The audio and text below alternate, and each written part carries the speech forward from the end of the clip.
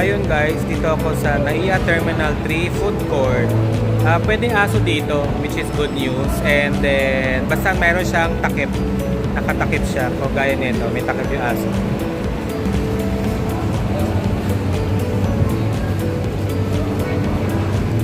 Yan, may ibang shops dito 24 hours. Gaya ng Seattle's Best Coffee. Ewan ko lang yung Chowking. Pero parang airport price din sila eh. Mas mahal. So okay naman. At least pwede yung fur babies natin, yung mga pets. Alam ko yung mga maliliit lang. Basta kasya sa crane tsaka sa parang stroller. So ayun lang guys. Meron siyang medyo dagdag siya kasi nasa airport tayo. May airport. Parang airport price yung mga foods dito. Usually up to around 10 plus 10 pesos yung mga foods dito.